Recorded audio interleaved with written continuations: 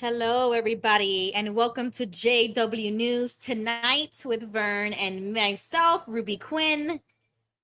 Vern will not be joining us tonight. He is still feeling under the weather. So please pray for Vern. Send your thoughts and your best wishes to him.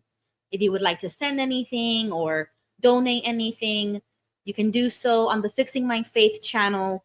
In their bio, they have all the information you need. You can text them on Discord, all that good stuff. So tonight, I have my trusty co-host, King Tony, backstage. I'm going to bring her up, and then I'm going to say hello to everybody in the comments. So please let me know if you are here watching with us. Let me know where you are watching from. I would love to see some new people in the chat. Hey, King Hi, Tony. everyone. Hi. Yes, King Tony is reporting from Brooklyn, New York. I am reporting out of Tampa Bay, your two favorite female anchors in the JW World News. Yeah.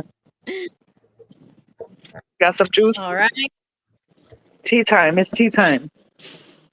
Oh, yeah. I have a lot of stories that I have to get to tonight, so I'm going to try my best to get through everything.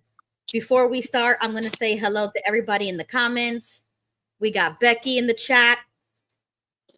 Vern, I hope you're feeling much better this evening. Hopefully he is, but he's not up for streaming. Yeah. But I think he is home, so that's a good sign.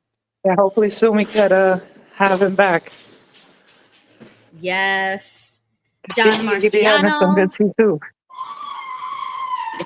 He says, happy Friday. Hope you're feeling well, Vern. Lots of crazy stuff going on already. Yes, I know. Even outside of the XJW world, lots of things are going on, guys.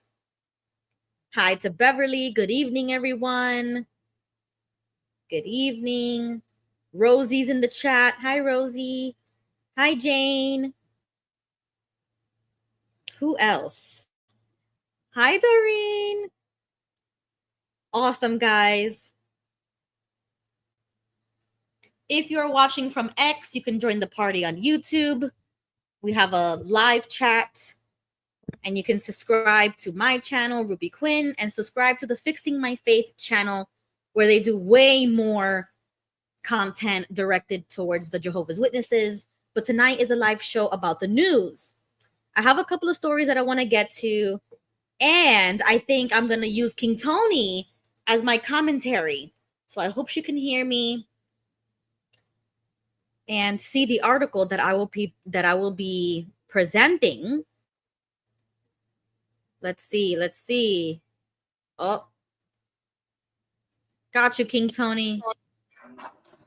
Got you. Can you hear me? Yes. Can you hear me? Awesome. So you're gonna... Yes, I can, loud and clear. So I'm gonna use you as my commentary. I have a couple of stories that I'm gonna read, and then you can give me your opinion, as well as the chat. I want to know what you guys think about in the chat. Oh, hi, CJ, watching from Trinidad. Whoa. Oh, nice. Nice. Welcome to the chat. Let me know where you guys are watching from. That's amazing. Yeah, that's awesome. Oh, and before we begin with the JW news, I do want to say, if you are around the areas of where all these plane crashes have been happening, my thoughts are with you. I cannot believe I just saw another plane crash in Philadelphia on X. Oh, stop. Yeah. So there was a plane crash on Wednesday evening, and since then there has been a couple of plane crashes. I don't know what's going on, but I know I'm gonna talk about it on Tuesday night.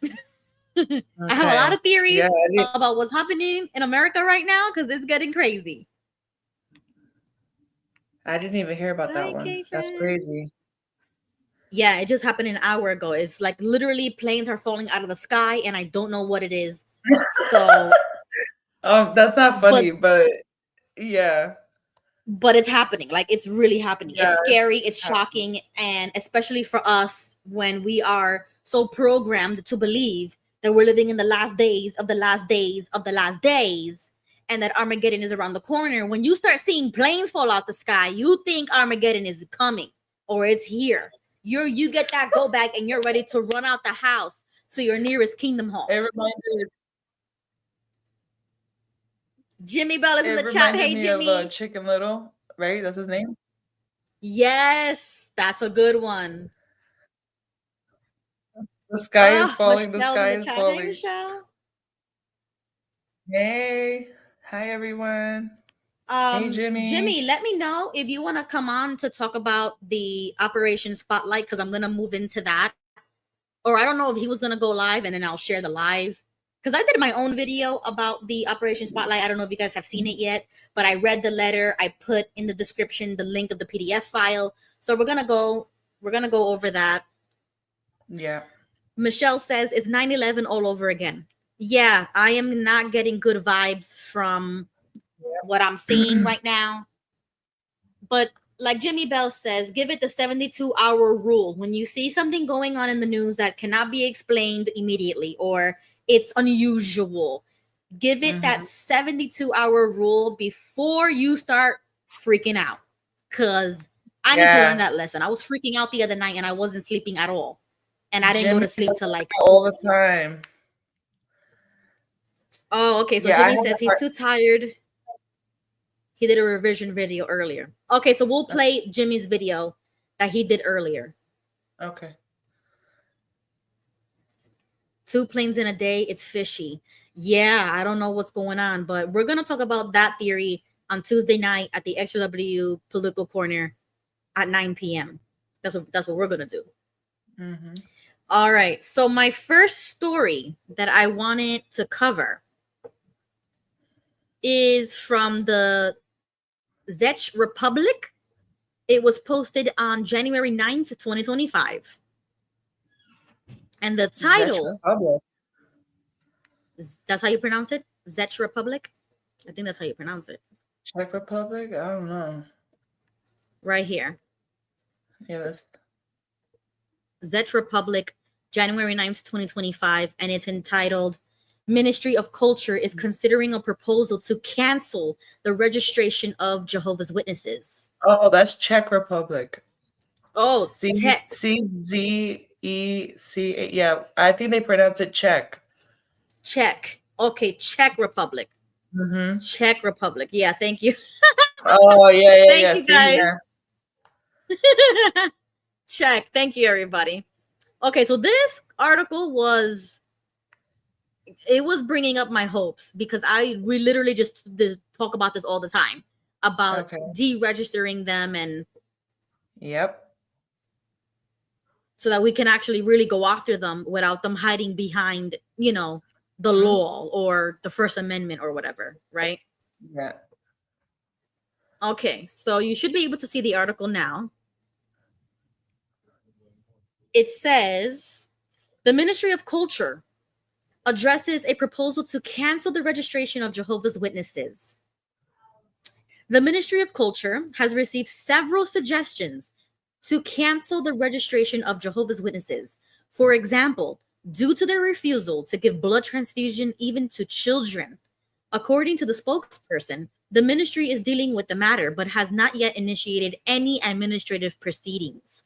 The Ministry of Culture has received suggestions from citizens to cancel the registration of the Jehovah's Witness Religious Society. You see what I'm saying? It's coming from the citizens. That's exactly what we're trying to do with Operation Spotlight. We are trying to petition government to at least do an inquiry for the violations and how they're not meeting the standard of being a charitable organization. Okay, I'll keep reading. It says, the complaints relate mainly to damaging the social ties of persons and their family members and preventing minors from receiving health care corresponding to their health needs, says the spokesperson. Motions to cancel the registration of a church or religious society are rather rare. As far as witnesses are concerned, however, there are a number of them. However, the ministry has never discussed the cancellation of registration with the aforementioned organization. Jehovah's Witnesses are said to be a thorn in the side of some because of their interpretation of the Bible, namely that faith forbids them to accept blood transfusions because blood is sacred. This can be a problem in the case of serious health problems, even in the case of underage children whose treatment parents themselves want to decide. If someone accepts a blood transfusion, they are to be expelled from the ranks of Jehovah's Witnesses. And this is another controversy where members should no longer associate with persons expelled from the church or those who voluntarily separate from it on their own, except for those living in the household. This is supposed to lead to damage to social ties, as the spokesperson mentioned. Okay, so I'm going to link this in the description if you want to continue reading. There's only like a few more paragraphs left. But we talk about this with the blood transfusions. They take a couple of scriptures and they misinterpret that. And if you are a witness child, you may lose your life because of how your parents accept the interpretation of what the governing body says that these scriptures mean: to abstain from blood, not to consume it, and they take it a step further to not even infusing it into your own body, even if it's your own blood. Jane in the comments says, what does cancel registration mean? And I think what they mean by that, because that article was translated, but I think what they mean by that is like deregistering them as a religion so that they don't have the exemptions. That's exciting. I don't know. I feel like that's what we're waiting for. So it just takes one at a time for it to just all come tumbling down. I believe so too. I think if it takes enough people to cause a little ruckus and bring awareness to the Jehovah's Witnesses, because like I said, it's not something that never been done before. It has been done before. We just need to copy the playbook and do it in America because they've already done it. And all of these governments are doing it also because of the citizens, like the article says. The crazy thing is that all this is happening and they're like clueless of it. Who's clueless? The members. Okay, so you mean like average JWs? Yeah, but obviously the main headquarters knows everything, but they're not telling them. So like that's what I'm saying. So like let's say that they do lose that registration. They're gonna view it as, oh, the tribulation is here. And then everything that happens after that, it's gonna be like, oh, we're supposed to be going through this persecution. Right. Instead of like, and they are going to twist it and they're going to say, oh, they're persecuting us because of our religious beliefs. And that's why we can't take that angle. It's not about religion. It is about the lives that are being lost because of one interpretation of one denomination who thinks that they have the truth. People die. And that is not okay. So that's the angle that we're coming from. Let's see. Have you seen XJW MJ's new video about the Sophia cartoon? Because it does touch on the blood issue. So I wanted to play like the first few minutes of his video and then skip to the conclusion of his video because it's like 22 minutes long. But the beginning and the end really talks about the blood. So I'm going to share my screen and I am going to share his video. So shout out to XWMJ. He does amazing in these videos. Yo, I don't even know how he edits or what he does, what he uses. I don't know, but this guy is amazing and I love his videos. So I'm going to play the first few minutes and then I'm going to skip it. But if you want to watch the entire thing, I will also link it in the description. So over the years, thousands of kids have sadly perished, not because they were sick, but because their parents followed specific guidelines, refusing to let them get life-saving blood transfusions. Imagine watching your child slip away and knowing you have the chance to help them, you feel you can't because of a religious rule. Oh my Heather, because both parents are Jehovah's Witnesses. They do not want to see their baby girl get any foreign blood, even if it is a matter of life and death. Doctors have praised a Supreme Court decision to force the parents of a terminally ill child to defy their Jehovah's Witness faith by allowing a blood transfusion. A dying child will receive life-saving treatment thanks to a court ruling. How can you deny your son the treatment he needs to survive? You could give him the consent to have this blood transfusion. Why won't you? Why can't you? Their 7-year-old son has a genetic disease that's shutting down his liver, and he will die unless he has a liver transplant. I said leave me alone. Is that the risk that you're willing to take? Parents do not have ownership of their children. You have guardianship and trusteeship, and the rights of the child are to appropriate health care. In my understanding of the Bible and reading the scriptures, when it says to abstain from blood, it's my father telling me to abstain from blood because there could be dangers involved. Jehovah's Witnesses believe the Bible commands they must not ingest blood. They say blood represents life, and only God is the giver of life. To me, it's very simple. I have the right to choose what's safest for her. I feel like another hospital is safer because there is no risk at all. Jared was diagnosed with lymphoma cancer in the middle of 1991. I remember many times falling on my knees and thinking, this is it. I'm tested beyond what I can bear.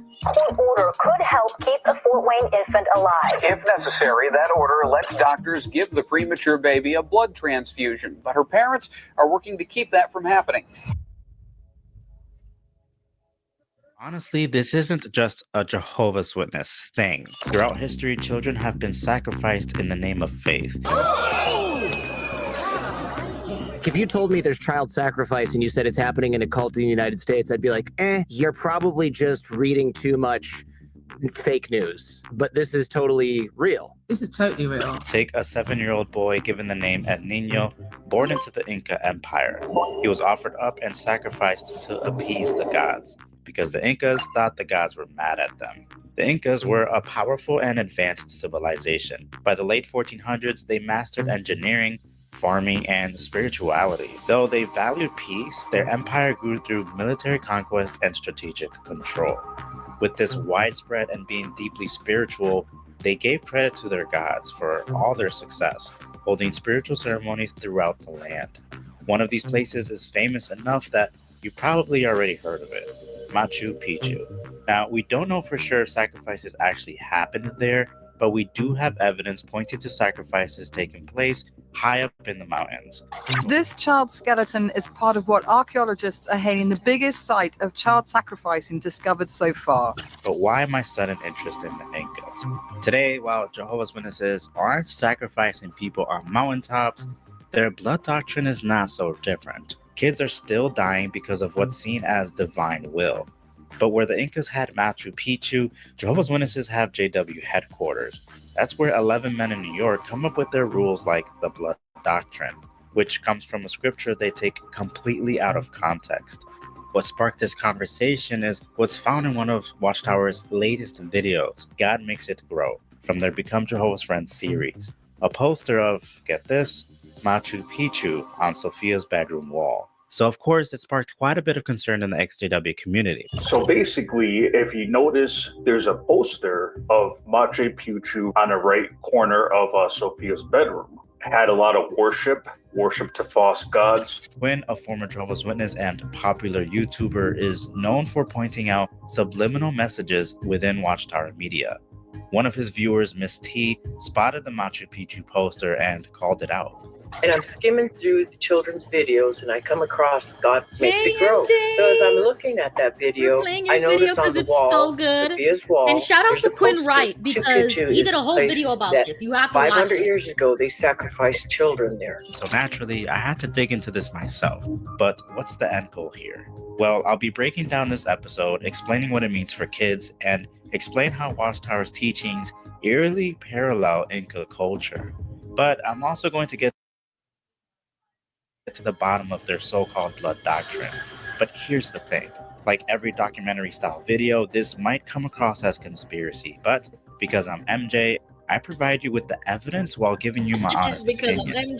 This video will make you rethink everything you've been taught about faith and loyalty. And if you're trying to help wake someone you love from the JW trance, then this could very well be the video that snaps them out of it. And if you stick around long enough, you'll hear the true story of El Niño, which is quite disturbing. Let's begin. Okay, pause. So that was a great intro, right? He explains a little bit about the blood doctrine. Then he goes into explaining about the Incas and child sacrifice. And he kind of links the 2 points about how that culture did it then. The JWs have done very similar things because they are forcing their children to essentially die for this organization because of a misinterpretation of that scripture.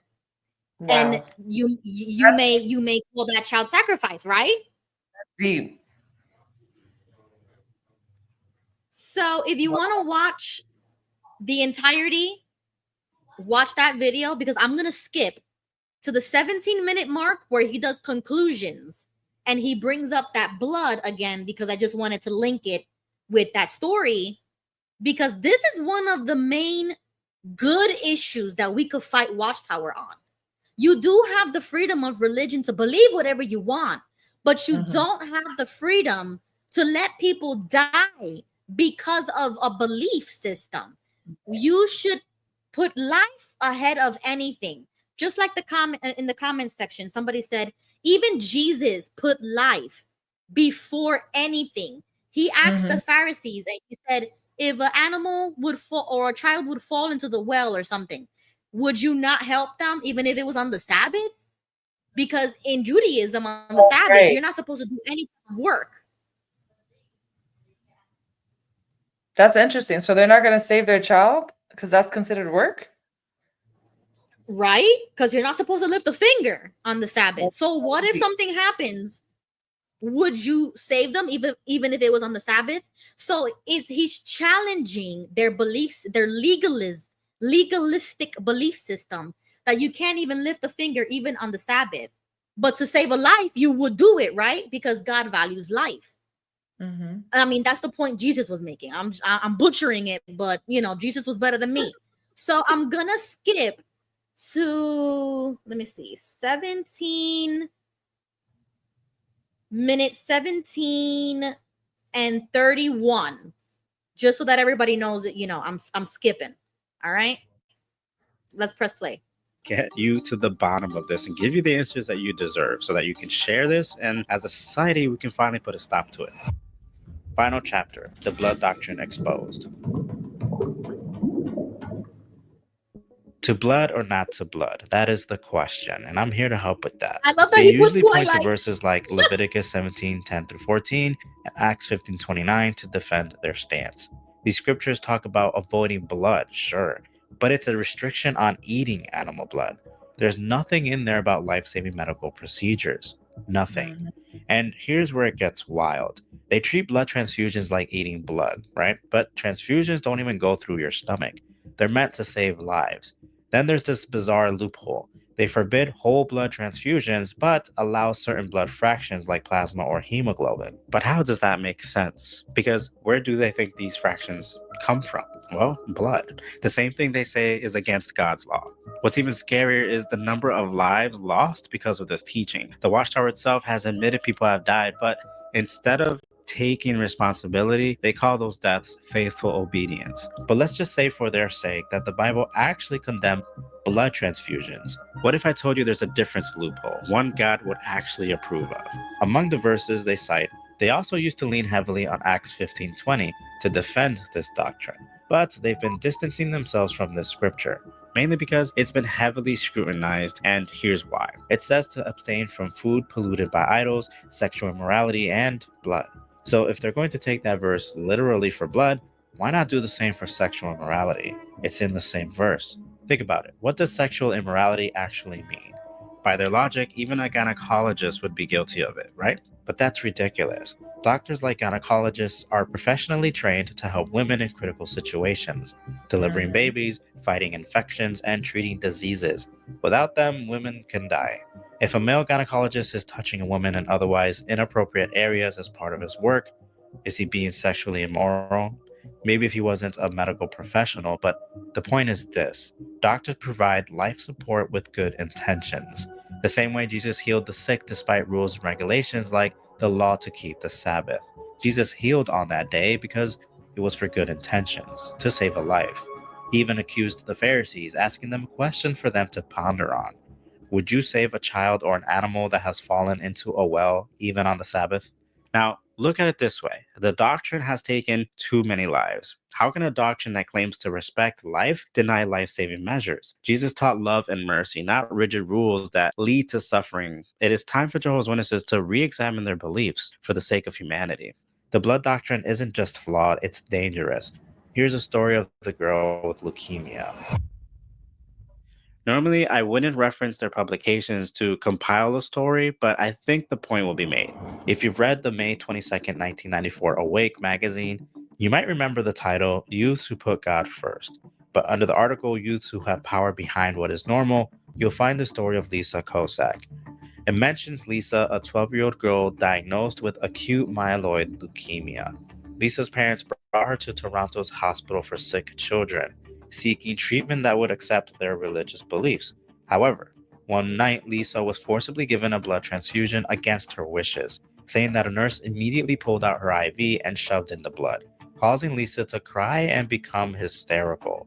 The hospital sought a court order to continue transfusions because it was essential to treat her leukemia. Over 5 days, Lisa attended the trial. She expressed feeling dehumanized, saying the forced transfusion felt like being treated as an experiment and a violation of her body. Lisa pushed her beliefs, saying she'd rather obey God's laws over her own life. She emphasized her trust in her parents and her desire to remain under their care rather than that of the Children's Aid Society. So the judge, supposedly moved with compassion, ruled in Lisa's favor, refusing to issue an order that would subject her to further transfusions. The article claims that he acknowledged her maturity, intelligence, and bravery, allowing her to return home to her parents. But sadly, Lisa would eventually die peacefully at home in her parents' arms. This story is purposely used to glorify suffering and push the organization's teachings, forcing a child to choose doctrine over their own life. What really gets to me is how manipulative this is. They compare Lisa's fear of doctors and the blood transfusion to an act of assault, calling the nurse's actions callous and cruel, especially to a sick and frightened 12-year-old girl in the middle of the night in strange surroundings. Which is a bit dramatic because they're trying to create this idea that the world is a hostile, uncaring place where everyone is against you and your beliefs. This is a tactic the organization uses all the time. It's all designed to make you afraid and lose trust in everything outside their bubble.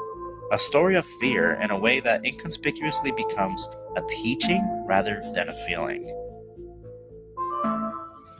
Conclusion, putting it all together.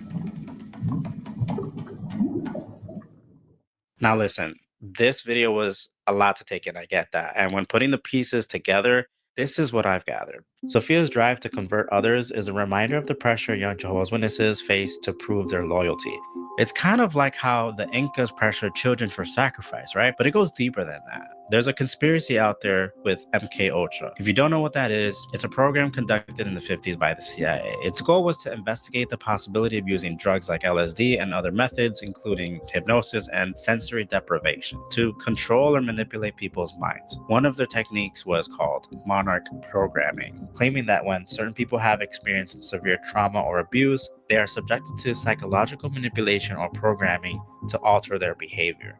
The monarch butterfly symbolizes transformation, a sort of metamorphosis, if you will, of the individual's identity due to the trauma-based control. So this may be a reach, but it begs the question, other than Machu Picchu poster, why is there a poster of a butterfly right next to it? It feels like a subtle nod to how Sophia's life is all about transforming herself to appease Jehovah. And to have a Machu Picchu poster in Sophia's room and not in Caleb's is also crazy when you think about how Machu Picchu was also training grounds for the Akla, also known as Virgins of the Sun, who were young women chosen for their purity and devotion. They were groomed for sacred roles and kept under the protection of the elite as symbols of divine favor. Mind-blowing. What else can we say about all of this? Well, the Incas believed they had to sacrifice a life to appease their gods, and parents willingly sacrificed their children. And like the Incas, when the time comes to choose between life and God, Parents willingly give up their children. But this kind of obedience doesn't come naturally. You're trained, and they call this dedicating your life to Jehovah. Steps that lead to baptism. And this may be a reach, but when kids in the Inca era were chosen to be sacrificed, they had to undergo a year of strict dieting and purification. Likewise,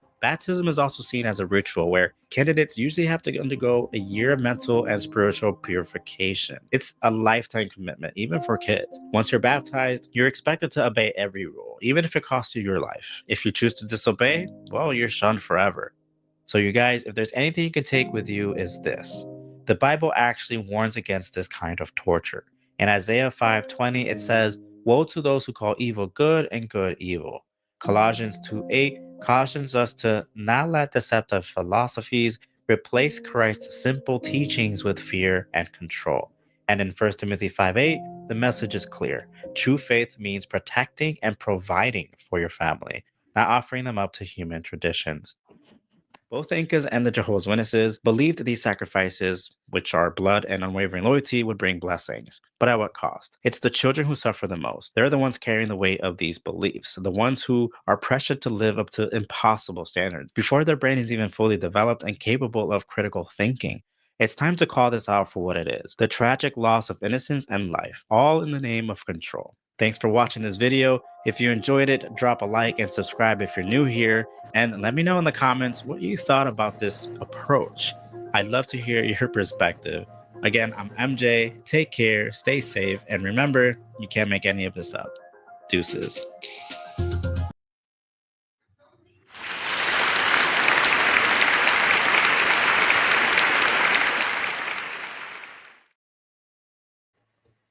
That was bomb. Yep. I could have not said it better. That's why I love just playing the clip, because he says everything how we feel. He says it how it is. He gives you the truth. He gives you the facts. He's also an ex-Jehovah's Witness and our content creator in our community. Mm-hmm. And he's also in the chat. I'm so glad he's here to see us cover him, because that is exactly how it is. Like when he talks about the child perspective of this, because we were children growing up in this cult where we had to make life or death situation scenario decisions about what we want to happen to us. If God forbid we were in an accident or a car accident, or we needed blood, or we were unconscious, who do you want to speak on your behalf? And I was 10 years old making those decisions. Yeah. How about you? Yep. And they have the hospital liaison committee that would bully parents if they suddenly change their mind at the last minute. You will have an elder right there at the hospital trying to convince you to keep your word on that little piece of paper. Oh my God. Because that violation would mean everlasting life. You will lose it if you take a blood transfusion, and that's how they treat it. And that's why Jehovah's Witnesses take their belief so seriously, because they don't want to lose their everlasting life on paradise earth, because they believe that the governing body is anointed and that Jehovah speaks to them, and they want to do God's will so much so that they will even let their kid die if they had to, because that would mean their loyalty to Jehovah. But it isn't like that. Yeah. We woke up that that's not the truth. And then they have those cards for the children. I think I did one for Elliot, and I got rid of it. And I burned mine. Yeah. Yep. And I hope you went to the hospital data entry and did it for yourself. Yeah, I even removed the Jehovah's Witness. I removed all of that. But I think it's still going to be a lot of work. Yep. Yeah, that was the fastest thing I changed. I said Orthodox Christian, or just put Christian if you don't have that option. Yeah, but I think I'm more stuck on the sacrifice part. Like, that's crazy. Oh yeah. If you watch the video, he gives you the story about those remains that were found, and like watch it. Yeah, you got to watch that video. I will link it for anybody else who wants to watch it because it is really amazing. So the next story is a little weird because I don't understand how like taxes work in Canada or whatever. And man, Vern would have been perfect. He would have came in clutch if he was here right now. But he's in the chat. So Vern, let me know if you know what this is about. Because in this tweet from, what's his name? Pima Topomo. That's a weird name. So he puts this on X, January 17th.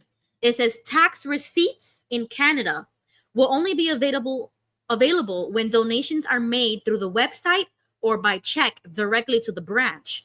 The trend is that everything to do with money is moving to the top, even less transparency at the local level.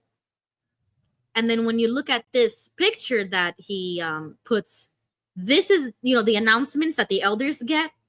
And it reads, dated January 5th, 2025. It says, for congregations in Canada, the tax receipts and tax planning. Jehovah's people deserve sincere commendation for their expressions of appreciation, often evident through generous contributions, for all that our God has done for us. It is evident that Jehovah has opened the floodgates of the heavens to support the urgent worldwide preaching and disciple-making work in this time of the end. When making donations in Canada, donors often expect to receive a tax receipt. However, in order to simplify the process of issuing tax receipts, donations made through Kingdom Hall contribution boxes will no longer receive a tax receipt. This adjustment is effective January 1st, 2025, and will not affect donations made prior to that date. Tax receipts will continue to be available for donations made, number 1, on donate.jw.org while logged in, and 2, by mailing a check to the branch office. If you require assistance to create an account, set up a recurring donation to the Worldwide Worker Congregation, Brother so-and-so will be happy to assist you. If you are mailing a check to the branch office, contact the congregation secretary or account servant to ensure the check is completed properly. And then they give the phone number and then that's it. So I didn't know that people were getting receipts or that connected to, real donations, like you could write it off or something. I don't know, because we've never done that. My mother never even bothered to do that. Like, I don't think we were financially educated enough to even know that. Yeah. So this to me is like new. So I don't know if you guys are in the chat and you know anything about this, let me know how you feel about that. They are no longer giving receipts. So now they're forcing you to only donate through the website or to send a check directly. I don't know. So then the donation box is in the Kingdom Hall? You could still donate, but they're not going to give you a receipt for it to write it off. I'm assuming that's what it is. They're changing things so that they're not giving receipts to everybody when they do it in the box. So if you want to write off, you would need a receipt. And then so they're saying you're going to have to do it this way. And then people are commenting like the original tweet said, it's less transparency. Mm-hmm. Now they're making you go through certain avenues of donation. It's like now you got to go through hoops just to donate. Yeah. And it's sick to me that people will still do it. They will still go to the website, create an account, give a donation, a reoccurring donation. Like my mother used to give $100 a month. Yeah. $100 a month as a single mother. I swear to God, I wanted to pull her hair out. A single mother giving $100 a month. You said you canceled that. And yeah, in 2017, I called the Bank of America and I pretended to be my mother. I don't care if it's illegal. I said, my name is so-and-so. I gave all the information. And I said, I would like to take off this reoccurring donation to the Watchtower and Bible Tract Society. Do you see it there on my account? They said, yeah, we see it. Please take that off. They be taking $100 out of my account and I don't want that. I want to block that vendor. I don't want them taking direct money from my account. Yeah, that's hilarious. And who knows whether or not she noticed that she had an extra amount of money every month. That, oh, maybe Jehovah gave me this extra $100. Oh, I have some money to eat and to buy food. I'm weak. Jackie says, remember, you allegedly did that. Listen, I don't care, Jackie. I did it. I don't care. Like, at this point, I don't care. And especially for people who are poor. We are poor people. Stop playing with me. We are not like the Mormons. We are not like Scientologists who got money that they could spend whenever they want. We grew up in poverty. We are poor. Why are you telling these people to donate this way? What is that? And then she will cancel it. I Jehovah will understand. I need to cancel because I need money to buy food or whatever. And I will look at her like, yeah, Jehovah will understand. Now take it off. That should have never been on there to begin with. How your own kid? That's abuse. You see what I'm talking about? Psychological abuse. That's abuse that the child is like more aware about the world in that sense and is looking at the parent like, yo, you dumb as F. Why are you paying this organization when you barely have money? Right? Like, that's what gets me. And you have a child. You have a child. Yeah, but when that but when the child starts losing respect for the parent because of bad decisions that even the kid could tell that is a bad decision, and you just have to live in a household where bad decisions are being made all the damn time, but you know better as a minor and you can't do nothing about it. That's what gets me. So who's really the parent? Who's the adult in this situation? Oh, but you can't disrespect your parents. But you're the kid. Don't get into adult conversations. This gets me sick. I'm sick of it. Yeah. Shaq says, be careful. I'm careful. I just don't care anymore. You see what I'm saying? I just don't care. T-Junk82 says, Ruby makes me laugh. She reminds me of my aunt who was originally from the Bronx. Is Puerto Rican and has so many of the same mannerisms as her accent. So yeah, we're from New York. We are from New York. But I moved away at a young age. So my husband says, you're not from New York. You're not from New York. You're from Florida. You're from Florida who thinks she's from New York. And I'm like, okay, whatever. Okay. But you know what? I have cousins that are older than me, like King Tony and her whole entire family, who, if I talk to them, I got to sound like them. So I just learned. I was like Paul. I gotta be to those who they are. So for people who are in New York, I'm New York. For people that are Puerto Rican, I'm Puerto Rican. For people who are in Florida, I'm Floridian. Okay, I am just who I need to be for them. Hi, Keith. Oh my goodness. Yup. Okay, guys. So sorry about that little rant. We're gonna go on to the next story. And that just got me, man. I don't know. You know what? Stop donating to this organization. They will not survive without your money. Be a Jehovah's Witness if you want to be. Stop giving money. You don't even know this organization.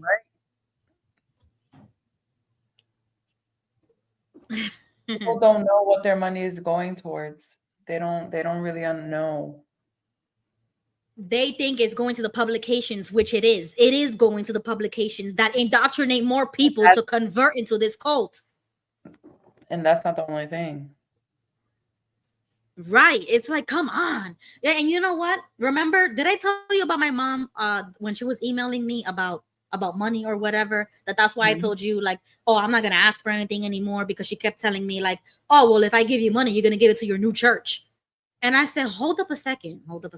Oh, no. It's none of your business if I donate to this new church I go to. And as a matter of fact, this parish funds itself. They don't have a headquarters to send money to. They're not an organization that be sending money out, to other places. They see where their money's going. Yes, it's all in-house for the parish, for the property, for the food that we eat at coffee hour. We fund ourselves. I don't even think they even have a 501c3. I don't know. But the last I heard, they don't. So I'm going to confirm that. But it just proves the point that I would rather give money to fund myself, or if I'm partaking in their activities, I would contribute. Right. So I would fund it if it's ourselves. PE in the comments says most donations today are electronic, about 80% or more. Yeah, exactly. And now they want to make it easier for the Jehovah's Witnesses to send electronically and then get that receipt to write it off later. Who knows? No clue. But I just wanted to share that story because it was coming out of Canada. Oh, from the same poster. Look at what he puts here. I was in shock. And this was posted on January 28th. The tweet says, actual first page of a local needs outline warning the local Jehovah's Witnesses about the possibility of having pedophiles at the Kingdom Hall. Note that the examples don't mention JWCSA cases, because they're never going to say that the Jehovah's Witness congregations allow pedophiles. They allow registered sex offenders to attend their Kingdom Hall. But they are going to tell you. Yep. But they are going to tell you about a local pedophile who just recently got arrested, and that's why you should watch your kids. It's sick. All right. So if you see the picture, I'll try to zoom as much as I can go, right? But this is the outline. It says, and this is when they do the announcements. It says help for hardworking parents. Preparing parents to keep your kids safe. If you scroll down, it says Proverbs 22:3. They're using that scripture. The shrewd one sees the danger and conceals himself, but the inexperienced keep right on going and suffer the consequences. What kind of a scripture is that to use when you're talking about keeping your kids safe, or like keep an eye on your kids? What you mean experienced if they're ignorant to this? What do you mean inexperienced? They are ignorant to the fact that there are predators in their congregation. But then now they want to turn the tables and make it seem like it's the parents' fault that you didn't watch your kid when you was at the Kingdom Hall. You let your kid go to the bathroom by himself, and that's why you got molested. Promote unity. They promote trust in that congregation. They can trust their brothers and sisters. So it's confusing. And then they want to mention 2 headlines. Why don't they mention the headlines about the pedophiles that they just got arrested in Pennsylvania? About 14 Jehovah's Witness elders who just got arrested, convicted, and sentenced for molesting children as elders in the 1990s. No, they're going to use some secular, worldly story of a man being arrested, accused of CSA to a 4-year-old in a McDonald's washroom. They have plenty of stories to use in their own Kingdom Halls. You don't need an outside source. Right. Okay. Look at that weird where it says double hall. This is so weird. It says double hall Sunday, 200 to 300. How hard bad intentions parade brother or a sister follow a child to the bathroom. Harm. Please do not allow your children restrooms alone. Always keep them in sight. So this is an outline. They want the brother to start explaining in a double hall where 2 congregations are meeting at the exact same time. They have like this middle hallway where there's bathrooms that everybody can use. So that's like 400 or 500 people that can use the bathroom at the exact same time. So what they're saying here is, don't let them go to the bathroom by themselves if you're in a double hall, because you don't know who could be in the bathroom back there. This is odd. It's weird. It's weird. It's weird. And it's like, I get how they're trying to be like, oh, you know, good intentioned. We're just trying to be good intentioned and give advice to parents, but they're not telling you the reason why, the real reason why. Yeah, it's disgusting. Yep, I'm looking at your comments right now before we move forward. This is Audrey. Audrey says the watchtower leaders of the organization are the predators. Exactly, that's a good point. That's why they don't want to release the database. Yeah. I think there is a big name on that list, and until he dies, they will not release the list. Steen says, we had a convicted sex offender in my old congregation, studied in prison, got dunked when he was paroled. Oh my goodness. Jackie says, never let your kids go to the bathroom alone. Okay, but you see, like, as parents, we know that. Why is a organization announcing this in the way that they are, using a scripture in the way that they are? Like, it just seems so off to me. Mm-hmm. Or, like that's off. That is not an announcement. Yeah, but have they said anything like this before? I don't know, because we've been out a long time. So if anybody has been more recent in the whole than us, let us know if this has been said before in a local needs. Because in my opinion, I never heard this as a little girl. It just seems awkward and weird to be advising parents about that. I don't know. I think it's just the delivery, and there's no transparency, because we know as awake XJWs why they're saying this. Audrey says the watchtower leaders want to pretend that they really care about keeping kids safe, when in actuality the watchtower leaders prey on kids. They're talking about the congregation, but they're bringing up someone who raped a girl in a bathroom in, what was it? Mm-hmm. In a McDonald's, like some random story. McDonald's is not a congregation, so like, what are you trying to allude to? Right, that's a red flag, number one. But we know that they're saying it. Congregation, I don't remember ever feeling fear or not wanting to go to the bathroom on my own. If I was old enough to go to the bathroom, I can go on my own. Right. But now they're telling parents, don't even let your kids walk around the Kingdom Hall alone anymore. Remember, back in the day, they used to say, this is the safest place you can be with your brothers and sisters. You will never get anything stolen. You wouldn't get hurt in the Kingdom Hall. This is the safest place to be on earth. Right. 20-something years later, now they're saying, don't even let your kid go to the bathroom by themselves. That's crazy. Nah, no. Like, no. Stop it. That's why I think this Operation Spotlight is coming at the right time. Like, it really is. Because we need to do something. Audrey says that Rick Farron interviewed Deborah Hines, and she was raped at Bethel, and reported it to Jack Barr, and the other governing body members knew about it and just told her to be quiet. Wow. Oh. Send me that interview if you can through email, Audrey, because we need to watch that.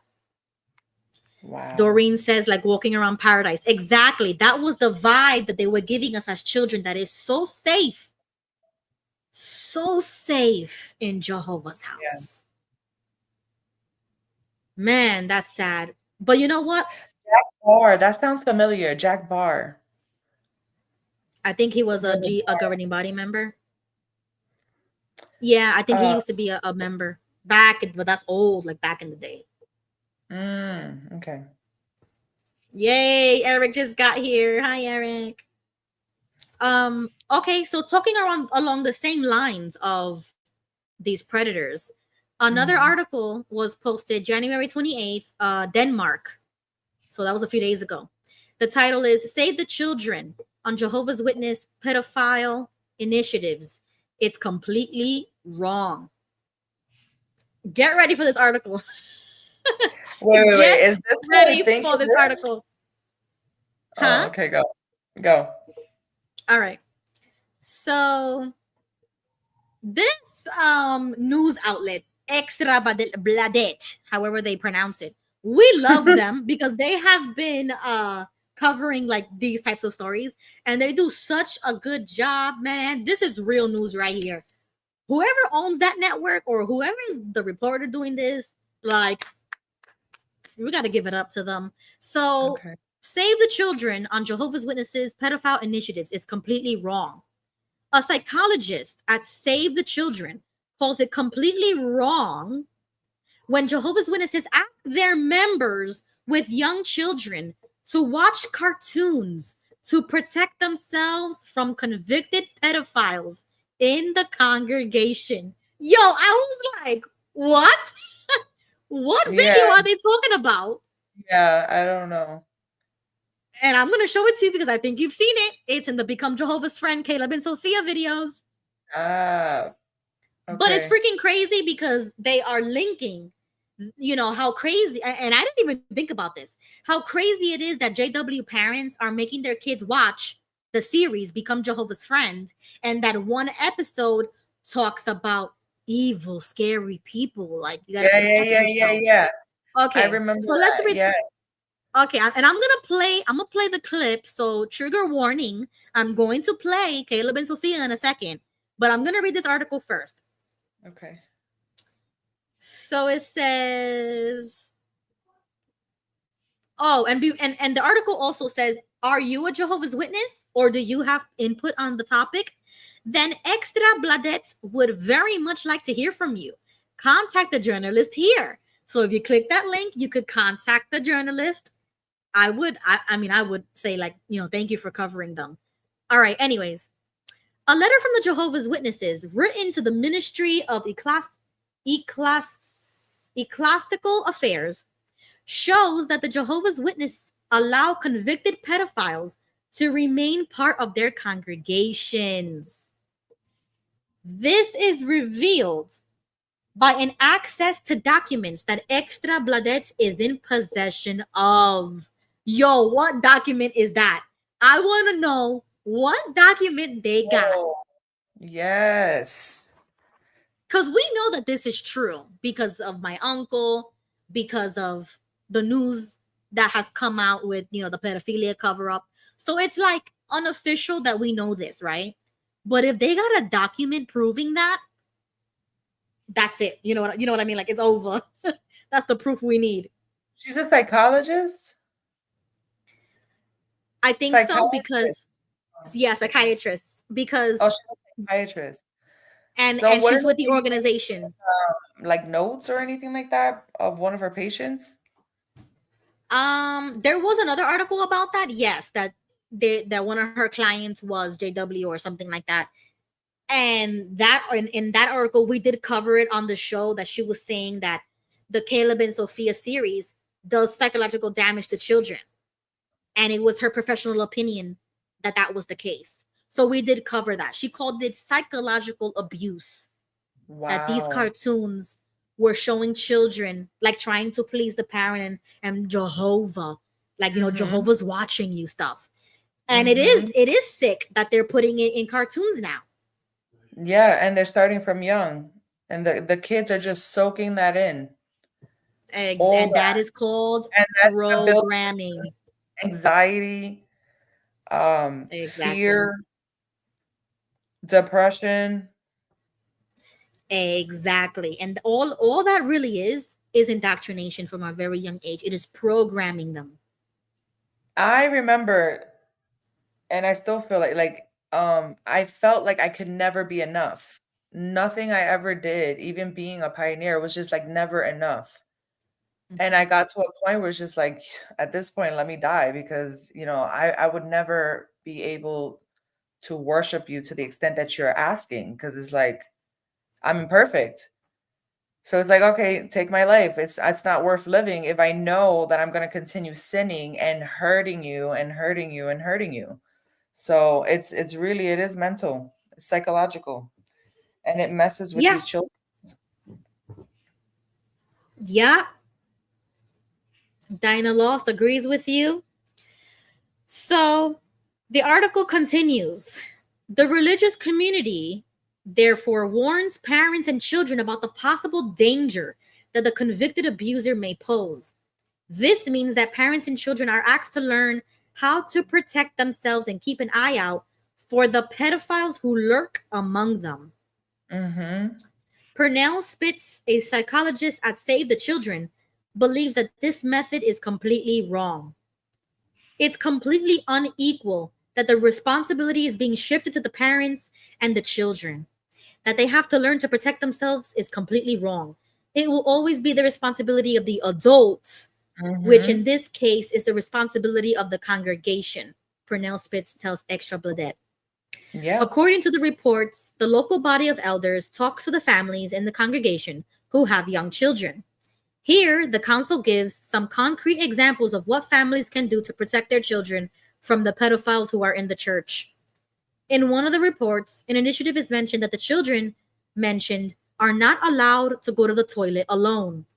The initiative does not go down well with Save the Children, and that's the local news that we just read. So I think that that's the connection here, that they're telling the kids not to even go to the bathroom by yourself. And you see, I agree with what she's saying, because why are you giving the weight of an awareness, consciousness about dangers like that when a kid is not conscious to that? Like At we live, all. yeah, you're not like awake to the world like that. That you should be looking at, like scared, like being scared of the world, and it's not healthy. Right. It isn't. It says again, it is completely wrong that the children in one of the stories is not allowed to go to the toilet alone. This in turn puts the responsibility on the children. It is the adults who must create security. Exactly. Yeah. Exactly. Like, why do we always have to be looking over our shoulders? I mean, that's how I thought it was. I mean, but it's once again, they're removing their part in it. So now it's like, oh, I taught you, if you were studying the magazines and watching the videos and reading the Bible and doing your personal study, then you should be able to protect yourself. And they're removing their part, their responsibility from it. That's disgusting. And then if something is to come up, it's just like, yeah, well, our hands are up here, that says a lot about you as a parent. No. Exactly. Now they're shifting the blame, like, well, did you teach your children? Well, And did you let them watch? doing it because more and more and more cases are coming out. So they're bound to hear about it. And they're going to question, if this is happening here, how long has this been happening? And they're going to go do research. And it's it's crazy. And then let's not forget that these JW parents will look at you as the kid and say, well, what did you do? You did something wrong.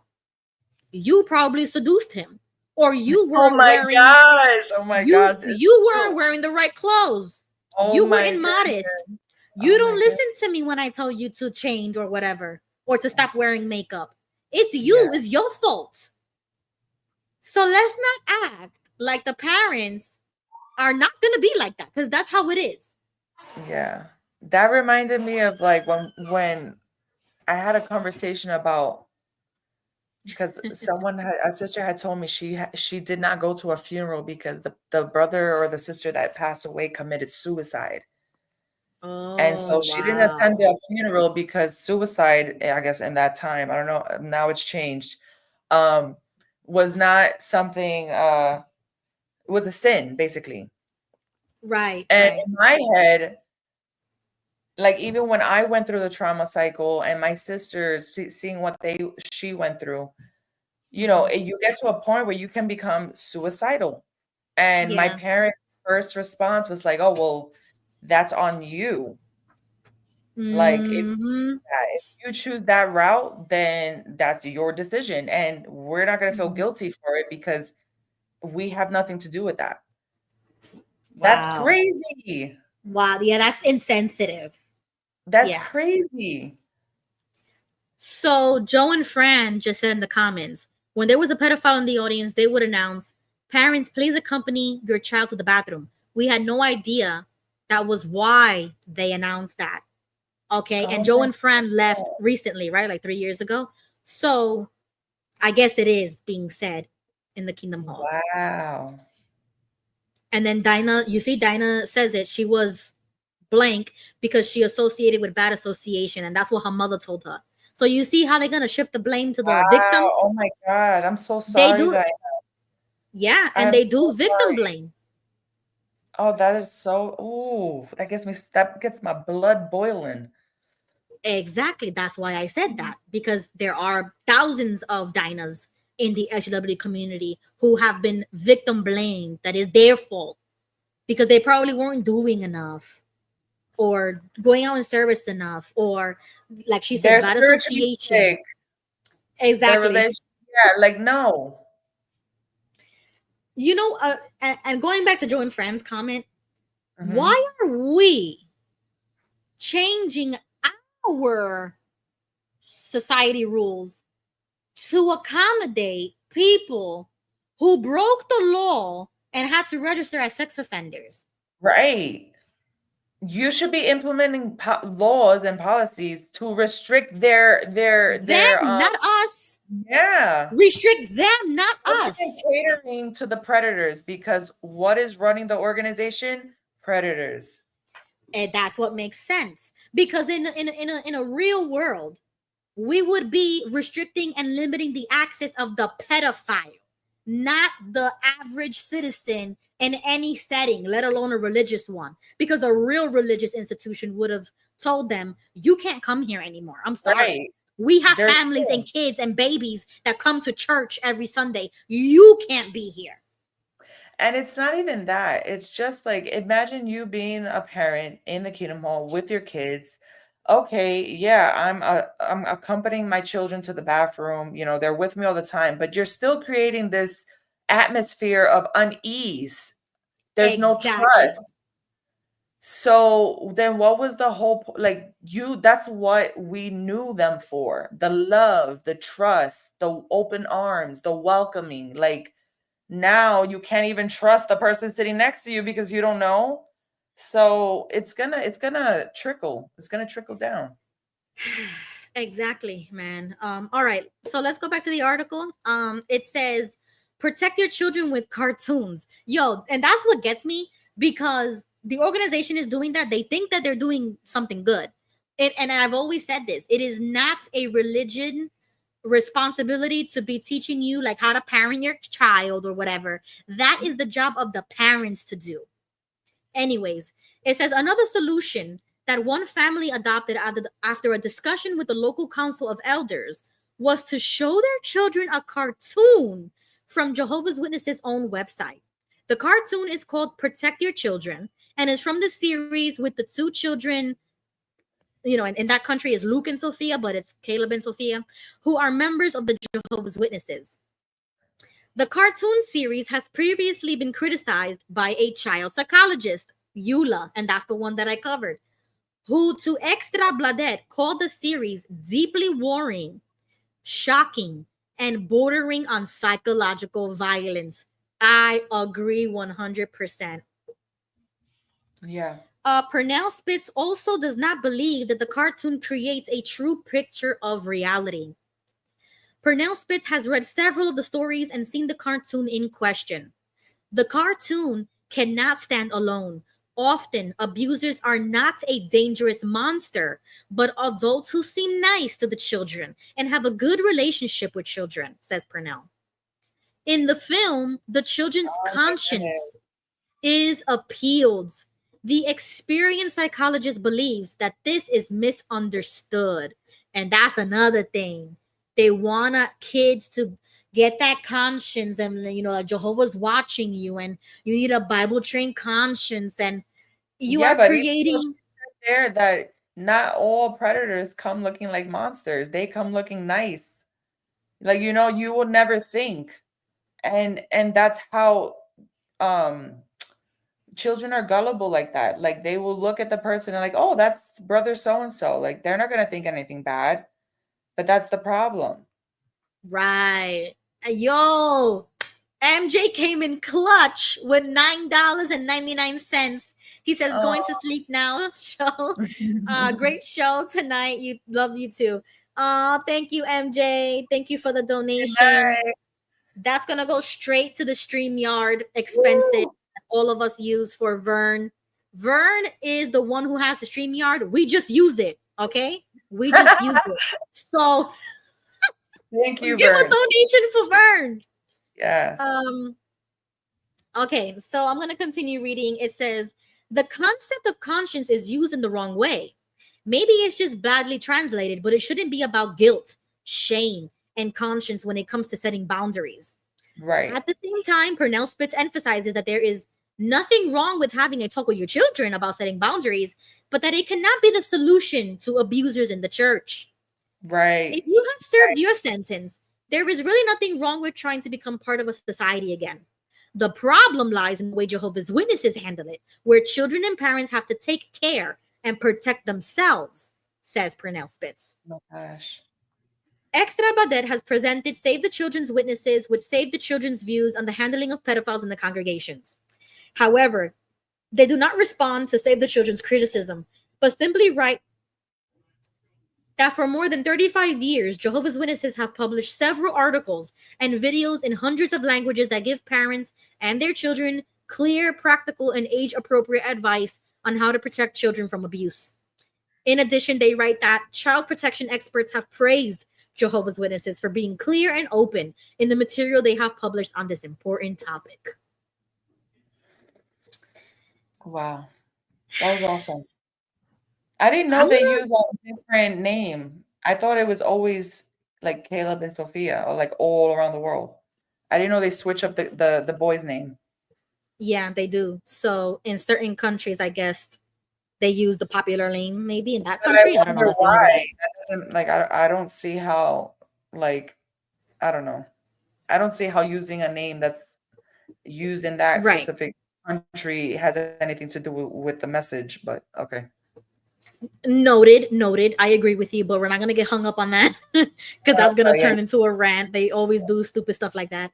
So I'm gonna show you the video in question in that article, and this is the same series that the psychologist said that this is like exhibit A of psychological violence towards children. Like MJ said in the video, their brains are not even developed yet. And this is exactly what indoctrination is. And that's the difference between teaching your children about God and faith versus indoctrination. Mm-hmm. That they can't question this. That this is the truth no matter what. That's indoctrination. So I'm gonna play the cartoon. I don't know how many times I've seen this. Children, Jehovah wants you to be happy and keep you safe. Wait, how long is this? But some people want to do bad things to you. So Jehovah gave you a conscience. Oh, okay, yeah. It's like an alarm system. A It helps you conscience. to know right from wrong. It will protect you from danger. So, Mom and I will help you test your alarm system. Ready? What if someone tells you something that makes you feel uncomfortable or scares you? What do? I'm not sure, but that's weird. Stop. Very good. Tell them to stop it. And you tell Mom and Daddy. No matter what someone tells you, never keep a secret from us. What if they ask you to do something that makes you feel uncomfortable? I would say no. You're right. You should say no and walk away. What if they try to touch you where they shouldn't? I wouldn't let them. I'd get out of there. Good, Caleb. Even if it's an adult you know and trust, you should say no and run away. And you should yell, "Stop doing that. I'm going to tell on you. Stop doing that. I'm going to tell on you." The world can be a scary place, but you are never alone. Remember, you have your conscience, your mom and dad who love you, and you have Jehovah. Oh my God.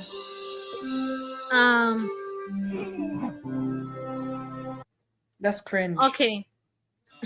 Yeah, you know what? I'm gonna rewind it because I need to remind myself what he said in the beginning. So give me 1 second. Sorry, guys.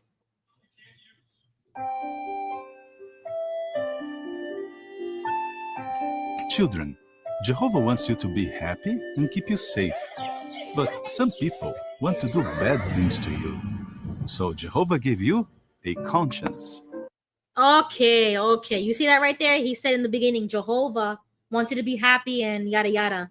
So, but there's scary people that want to do harm to you. So he gave you a conscience. He didn't give us a conscience to protect us from bad things happening to you. Mm-hmm. You know what that reminds me of? That reminds me of how they used to say, like, when bad things happen to you, it's because of Satan. Like, they're blaming a demonic force or a spirit or whatever. But when good things happen to you, it's Jehovah. And this video is telling kids that this is what Jehovah gave you to protect you from evil things happening to you. But what happens when Jehovah doesn't protect you? When your conscience doesn't protect you? What happens? It's the devil. Yeah, like, sorry, Jehovah checked out and your conscience didn't come in clutch. So sorry, that's what happened. No, that's not what happened. Like, that's really upsetting. I know. It's not funny, but it's just crazy. It's crazy what they're teaching our children. And I used to show this to Elliot all the time. Oh my God, my poor child. Thank God I do not show that to him no more. But I remember he used to tell me, Mom, I want to watch something else. I'm like, no, watch this. This is good for you. Oh my God, yo. Like, this is like what it's bringing back. I'm like, oh my God, thank God I'm out. Yeah, like, a conscience is not going to keep you safe. How about teaching them self-defense? Put them in a karate class or something, martial arts. Like, teach them something that, teach them how to use a knife or a gun. They believe in turning the cheek. That's thick. And then we did talk about this, how Jehovah's Witnesses teach you from birth how to be passive. Yes. Pacifists. Oh my gosh. It's like the movie we saw, like exactly that. Yo, thank you for mentioning that, guys. If you're watching this right now, you need to see the new movie that just came out. I think it's new. It came out. It's called Speak. It's called Speak No Evil. Crazy. That movie had us in shambles because there was 1,000 red flags. I was on mute, but I'm over here I was speaking with my partner, and he's like, I was telling him, yo, this is crazy. You don't see this? But I don't understand. It offer a binky? Listen, leave that binky there. Throw it out. Get a new one. I don't care. Like, okay. Let me tell everybody about the movie. Sorry. I mean, I'm not gonna give a spoiler. I'm not gonna give a spoiler, but I'm just gonna say, Jehovah's Witnesses teach us how to be passive, right? That's why they don't want you owning guns. They don't want you to protect yourself. Jesus turned the other cheek, so that means you gotta turn your cheek. Oh my God. No. And in this movie, Speak No Evil is called. These people are such a doormat. They let people step all over them. There was 1,000 red flags about this couple, and they still went along with it because they were on vacation or they were having a good time or they trusted them. Because they didn't want to be rude and they didn't want to be disrespectful. And they gave an explanation, so they explained themselves. And it did sound weird, but let's not ruin the moment. And the wife was looking at her husband like, you're not gonna say anything? Like, man up. And listen, you gotta watch the movie to understand what we're talking about, because that's exactly how I feel about Jehovah's Witnesses. They will let everything pass. 1,000 red flags will pass you by and they will still do it because they believe that they have Jehovah's Holy Spirit protecting them. They believe that they are only here to preach the good news to you. So there's a good reason to be here. And that these red flags will probably pass away. Like, just give it some time. probably maybe they're being misunderstood or something. No. I do not give people that many chances to do me wrong. I don't even give you the first chance. And that's why they didn't like us as Jehovah's Witnesses, because we used to say something. We were the hotheads of the family. We were the disrespectful ones. We were the ones who talked back. We were those types, and that's why they didn't like us. My dad's favorite thing to say was, "What's good for the geese is good for the gander." If you feel like you can disrespect me just because I'm your child, I'm sorry. Then I can disrespect you because you're just a parent. I'm just a child. You're just a parent. If we're looking at things just like that, like, oh no, you cannot disrespect, treat children, abuse children because we are smaller, we are weaker, and we're, you know, you view us as inferior. That's crazy. Right. I'm your child. Exactly. And about the whole conscious video that we just played, what if your abuser is your parent? Then what? So the video doesn't really help all avenues of where something bad can happen. Right. A And that was child the is issue. Yeah. Yeah, And like I remember telling the elders, and they had a shepherding call. Did the shepherding call work? No. And it just gets to a point how, like, no one came to the rescue. So it just continued until I got older. You know what I'm saying? So and it's continuing to happen. It has to stop. The cycle has to stop. These elders be accountable for the actions, for teaching their members the things that they are teaching them, for teaching the children. They're not even the saying stop is not the only thing you do to protect yourself. Exactly. The saying stop, is that going to stop them from doing the harm? Right. Like, exactly. In the video, even the sounds they were making. Do monsters sound like that? No. What the heck? That sounded very weird. That's like an odd sound. Yeah. And then, like, they said To stop, invoke and fear. Yeah, but it's like that didn't invoke fear. That made me a little uncomfortable. Yeah, but if you're a kid and you hear those those weird sounds, you're like, oh my God, such a monster. Yeah, but it goes back to, like, even like those, I think you mentioned it before, that they're using these pornographic pictures and weird soundings in their videos. This is a child's show. A child saying no to a monster or a predator is not, and the monster immediately just goes away. So you're teaching your kid that saying no is enough. No, it's not. What if no is not enough? Man, what if they continue? What do you do next? You know? And that's why I said you need to teach your child how to hit back. If you have the means, teach them how to use a gun safely. Knock them teach out. them how to, but you know, okay, I'm in the state of Florida. The point is you have to have policies in place to protect the children and help the parents to, protect the children. That's supposed to be the flock, everyone helps each other with, those things, you know what I'm saying? But then they say stuff like, oh, it's the parents' job. And now, is this a flock or not? It's contradicting. You know what? Just leave it to the father. Leave it to the parents, and that's it. Don't even make this propaganda on your website. Just leave it to the parents. That's it. But I was going to mention, I live in the state of Florida, right? This is one of the most, gun-loving states. So in Florida, just like you probably would see in Texas, is another good state about, firearms. Mm-hmm. We would teach our children how to use a firearm safely. How to load, unload, if you're in trouble, what to do. If there's a fire, call 911. Like even in school, they teach you emergency, drop, stop, drop, and roll, a fire drill, like certain things like that. That's how you treat about safety, what to do in that situation, how to run fast, where to go, how to see exit signs, how to use a phone. That's normal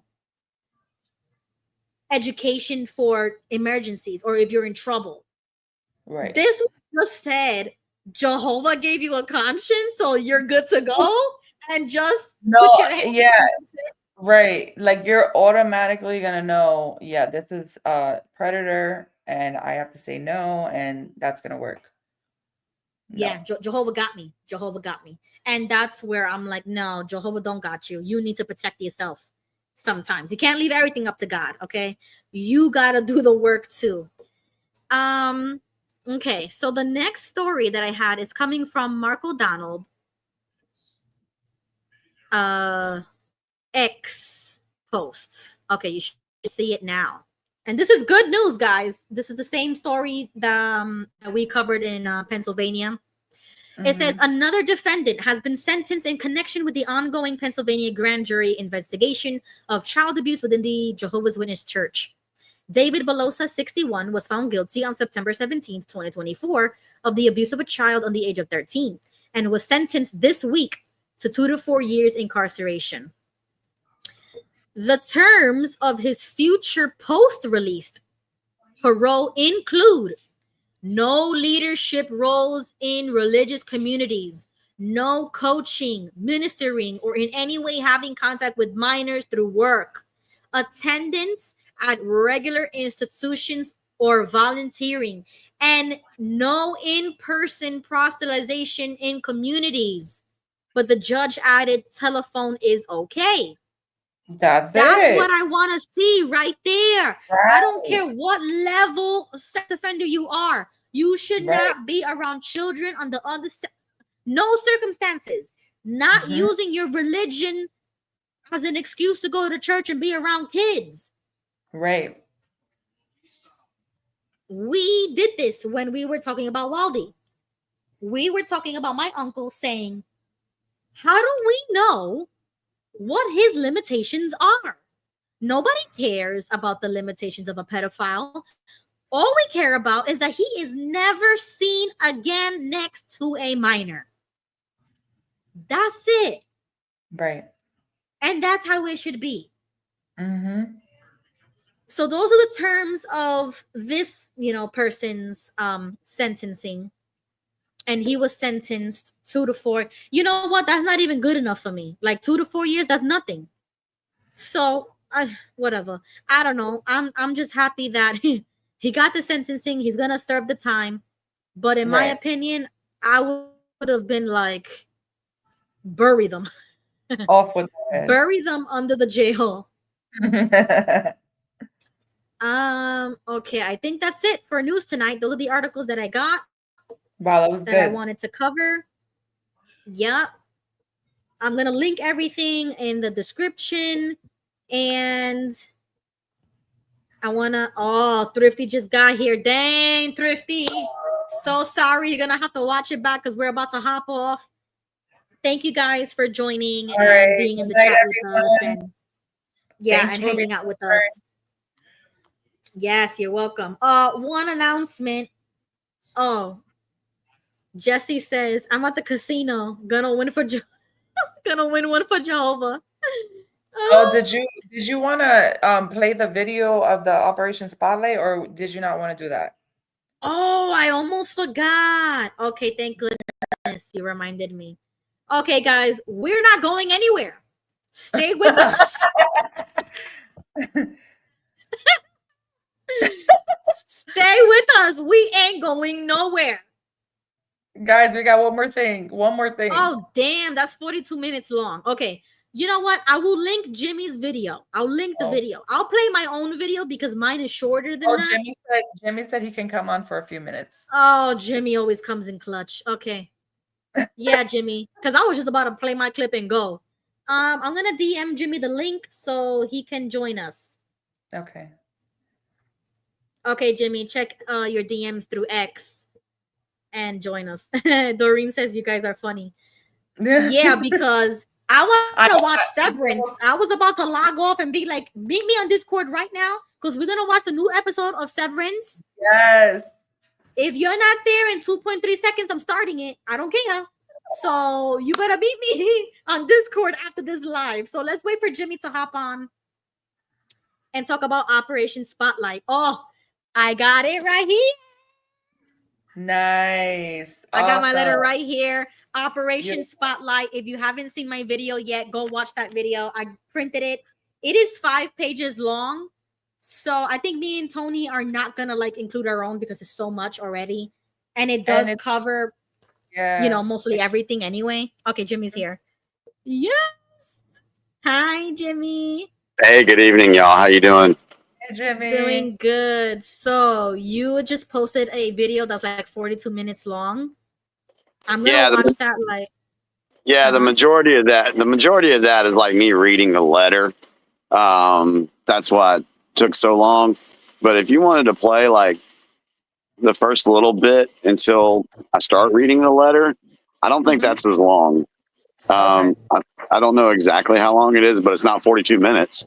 But I give my updates. So okay, so let me see if I can get it here. And then I think I made some had some stuff at the end. But like I said, the majority of that video is me reading the letter. Oh, okay. Yeah, because I see it now. It's the entire video is 42 minutes, but just give me like a signal or say something so I can hear you to pause it. Okay. Because I did one too.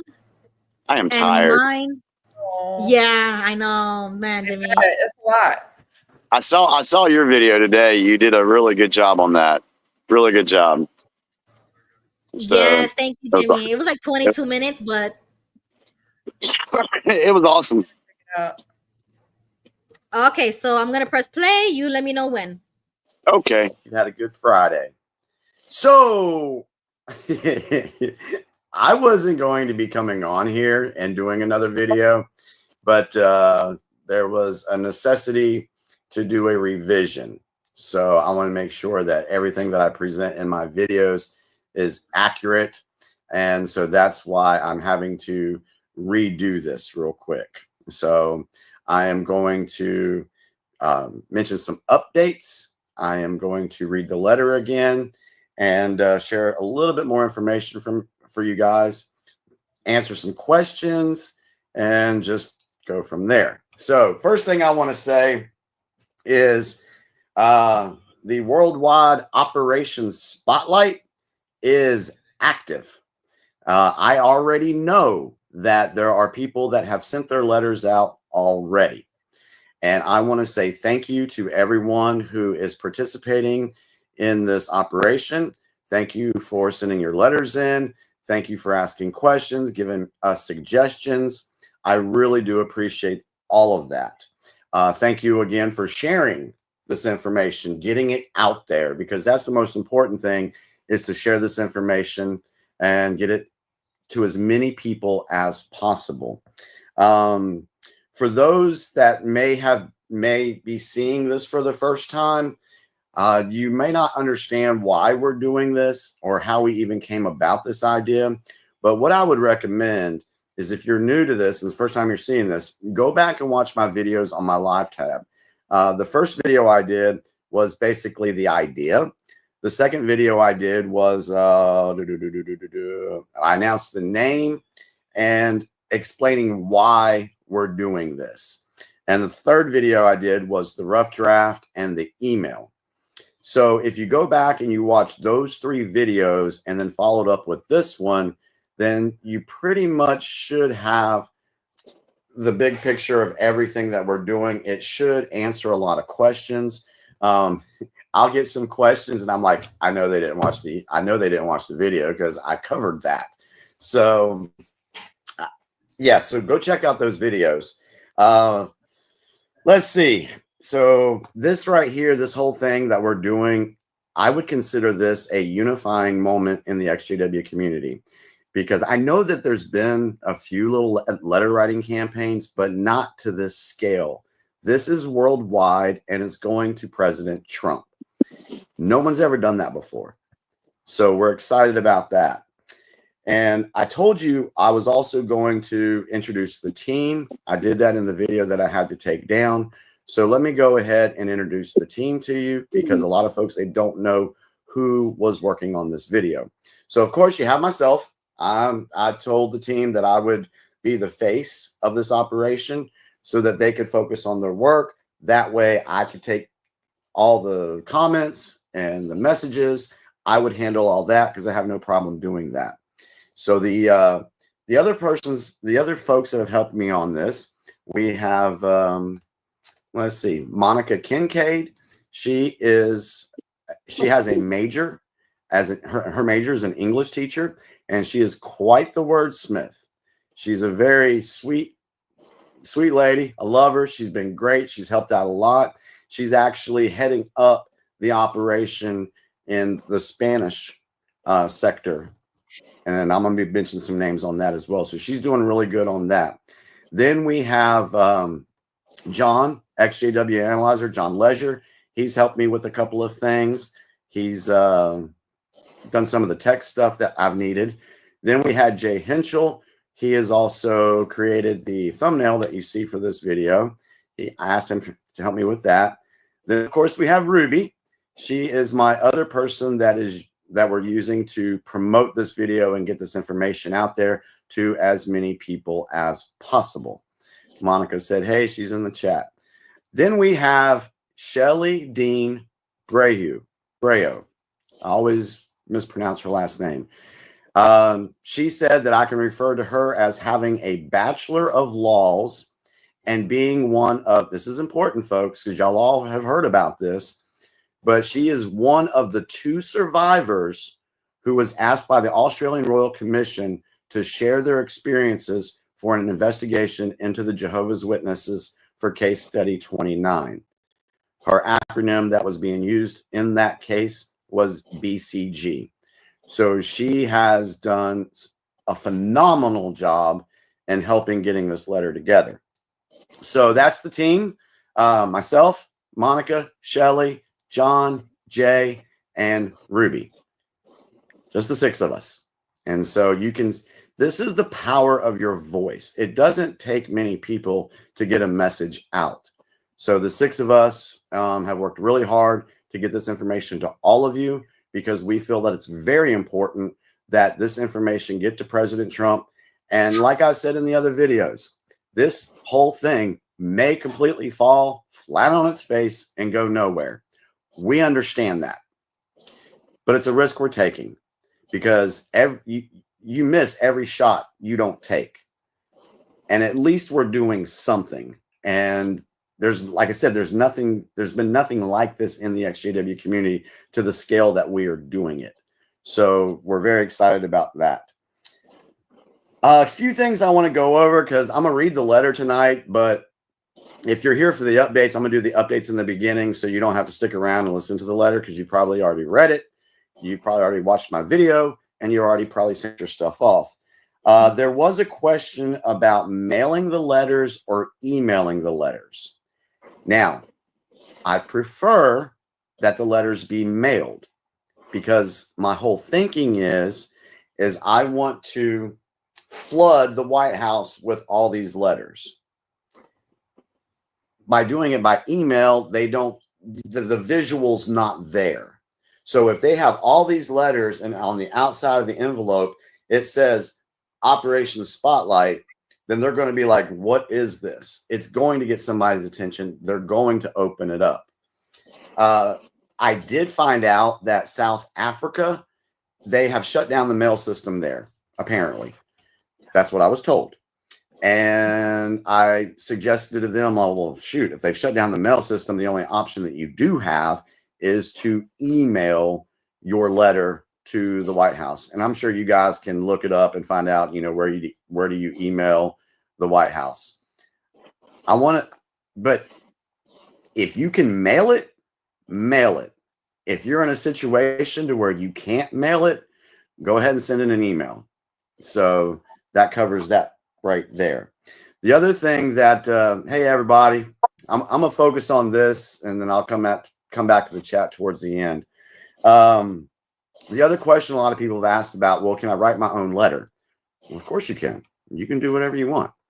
What I suggested is you take the letter that we have for President Trump, and then you write your own letter, because there might be something that you're like, hey, if they missed this, I want to say something about this. So you go ahead and write your own letter, and you can send it in. Send it in with this letter. So I have no problem. I encourage folks to write their own letters and add it to this. So that's not an issue there. The other thing that I wanted to touch on that I did a little bit yesterday is this is copyrighted. So no one is allowed to use this without our permission. Also, I don't want anybody plagiarizing it. So if you do plagiarize our work, we will find out. It's just not cool to do that. So I just wanted to touch on that as well. Let's see. What else do I have here? Oh, so I already know that this is a worldwide operation because we have this is a list of countries.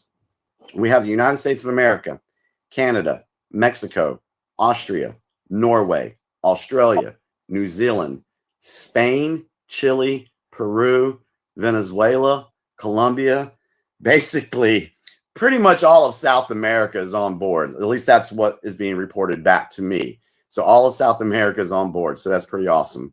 United Kingdom, Romania, and Finland. So those are the countries that I know are participating. What I would like to do is I want to get some feedback on this. So what I'm going to do is on my YouTube channel, over on the community side, the little post side, I'm going to run a poll. And on that poll, I'm going to ask, did you send in a letter for Operation Spotlight? Yes or no? And then what I'd like folks to do is in the comment section on that post, just tell us where you sent it from. And that way, if it's another country we don't have on the list already, we can add it to it. So I would really like to get some feedback. You might be able to say if someone's happy about sending a letter, we would be grateful they could share it with 5 people that would want to have their voice heard. Okay, so another thing that you can do, a lot of folks are saying, well, is this just for XJWs? No. If there's someone that has a family member that is Jehovah's Witness, but they're not, and you know of that person, hey, ask them. They can send in a letter too. So anybody that is aware of Watchtower's activities, they may not be a Jehovah's Witness, but they have family that is, they can send in a letter as well. So we want to make sure that we get as many in as possible. And I had said before that I would love to get 2,000 letters in. So if you do participate on the community tab, it'll keep a total of all the people that said yes. And that'll give us an idea of how many letters have been sent out. It won't be perfect, but it will be great. Folks are asking about the address. The address is on the letter to the White House. It is 1600 Pennsylvania Avenue, Northwest, Washington, D.C., zip code 20500. And when you do your letter, when you do the envelope, and I already sent mine off. I had it yesterday, but I've already sent it off. On the envelope, return address, you might want to put 2 stamps on this. I did. On the address, write in President Donald J. Trump, and then the address for the White House. And then at the bottom, or maybe up at the top if you have room, write Operation Spotlight. And that way, that'll take care of that. All right, so let me make sure I introduce the team, community tab, mail, write your own letters, copyright, videos. I thanked everybody. All right, so we want to get into the letter. Before I do that, let me look at the comments. Don't forget the sign date, and that's it. Yeah. The letter is already written for all of us. The only thing you need to do is send it. Yeah, I see a lot of people saying that, oh, we got to write letters. No, you don't. We have it already for you. All you got to do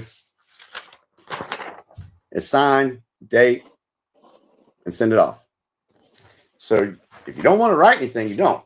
And you don't have to use your name. If you want to be anonymous, say, hey, I'm being anonymous, but I agree with this letter, and send it in. Let's see. Let me go back through. Looks like I'm covering some of that. How much of a writer? Okay, so it looks like I got that. All right, so I want to go into the letter, let you guys know we had the rough draft, but there were 5 revisions to this letter. Shelly, I'm just kidding. I'm kidding. It's an inside joke we have running right now. But yeah, there was 5 revisions to this letter, and it's really, really good. And we wanted to make sure we had everything perfect in here. I felt like I was getting ready to say something, but I done forgot. So just bear with me. All right. So before I do this. All right. Is this when you read the letter? This is when I read it. And seriously, while I'm. So you can like. Okay. So there was some other stuff at the end because I went through the comments and answered some questions there. So I don't know if you want to play that. I know you want to watch your movie. So I mean, it's up to you. Let me see if I can find the minute mark. Okay, 32 minutes. While you're doing that, real quick, Ruby, I want to respond to where was it? JG said, Jimmy, the team did a fantastic job. I thought I would attach a personal note, but after reading the final letter, there's no need. You folks nailed this task. You folks excelled. JG, thank you so very much. We really do appreciate that. Thank you. There was one. Yeah, there was one that I wanted to bring up too. I saw what is that? Del Real Love. That's Doreen. Yeah, that's Doreen. She said, as soon as I was posting it all over XJW Facebook, there were haters. Dude, what's up with the anti-Trumpers? You guys weren't kidding. Did you think we were kidding? Yeah. That's what I told you. When I saw that on Reddit, I was like, I'm not even going to respond. Yeah. I mean, so I'm telling you. Yeah, it's real. The XJW Trump haters are brutal. I'm going to say it. I don't care because they are. I've experienced it. But I addressed that too at the end. Well, not very much. I've already said it before, but there's a few other things at the end. For Doreen, she said somebody in Canada wants to rewrite the letter and use it for their government, but is that okay for them to do that, like to address the Canadian government since it says President of the United States?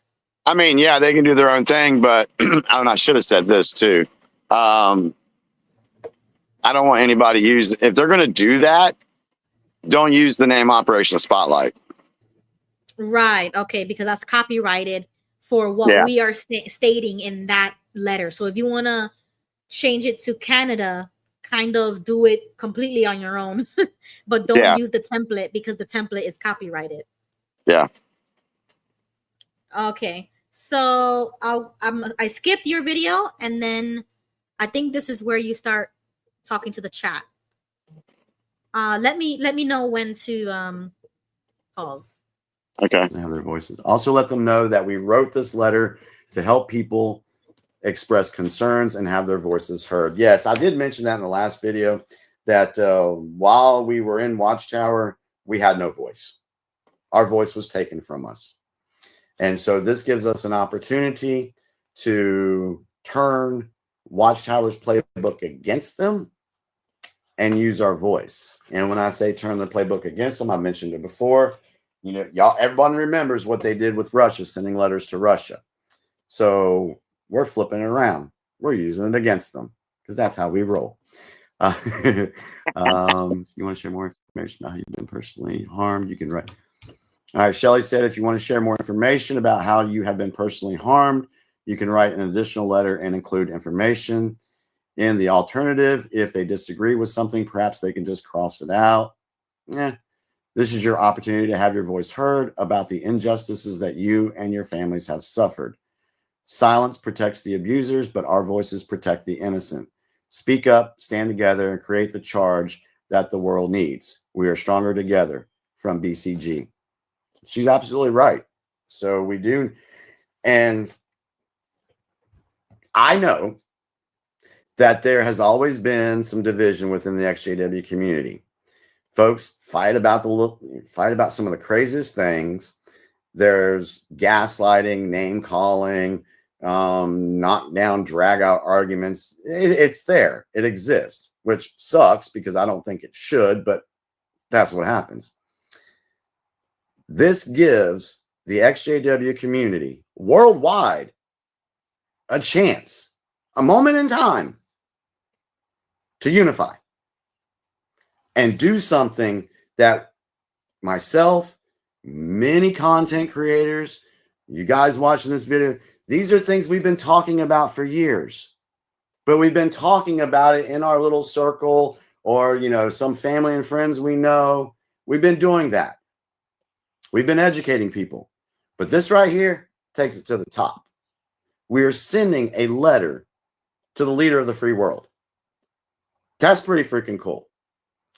And another thing that you can do with these letters, I mentioned this the other day, is you can take this letter and you can write a little cover on here and say, yes, Mr. Congressman or Mr. Senator or FBI Director or Supreme Court Justice, this is a letter that we sent President Trump, and we want to send it to you so you can review it as well. And like I said before, I know there's division in the political arena in the XJW community. This operation transcends political squabbles, arguing over religion, and whatever else.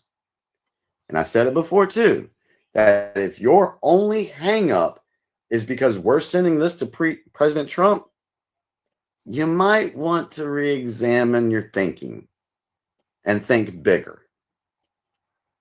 So this is where, you know, I'm not going to say that because I don't want to start anything. But anyway, but pretty good. It's good stuff. It also transcends jurisdictions. Okay, so let me go back through here real quick. Sorry, I got to get a little closer. I think that's about it, Ruby. Updated this should be removed. Okay, awesome. I love it. Yeah, this is gonna be amazing, everybody. I have mine. I signed it already. One of these days, whenever I see the outside world, because I'm always home. But once I go outside, I'm gonna go to the post office and send it.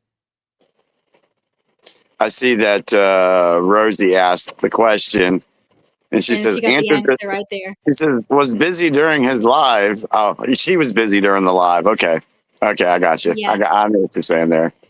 So yeah, I've really tried to cover all the bases. And somebody sent me a message in my chat saying that she sent an email and she hadn't heard back from me yet. I said, I'm checking all the emails in the morning. So yeah, there's a lot. There's a lot to field. But from what I'm hearing, it's spreading like wildfire. Yep, we've seen it posted everywhere. Facebook, Reddit, Instagram. I try to send it to everyone. I don't know if you guys did you cover the blood issue? We did not cover the blood issue. Okay, I couldn't remember. Did not cover the blood issue. But maybe another letter could be created. I'll run this by the girls to the to RFK. Ooh, yes, because as soon as he gets confirmed, right? Send a letter about the blood stuff to him. Oh yeah! Wow. So this operation could go in many different directions. Like I said, FBI directors, AG, senators, congressmen, Supreme Court. It could easily. Yeah. And how long is this campaign going to go for? Jesse's asking. For about a month? Yeah, I want everything sent in by, at least to Trump. I want everything sent in by March 1st. Because if you don't put a deadline on stuff, people are going to procrastinate. But as soon as you get your letter, as soon as you get it, you print it off, go ahead, sign it, get it in. I mean, we already got some on the way. Right. Do we have anybody from Russia? Not yet. I've not heard anybody from Russia yet. Okay, somebody go text Oleg in the Discord. He's from he's living in Russia right now. Go text Oleg right now. But I really want the feedback. I'm really hoping people will go on my community tab, or it's called post tab. Yeah. Yeah. And do the poll there, because I want to know how many letters have been sent, and I want to know where they're being sent from. You have the poll active right now? Yeah, go look at my posts, community tab or whatever. Yeah, there it is.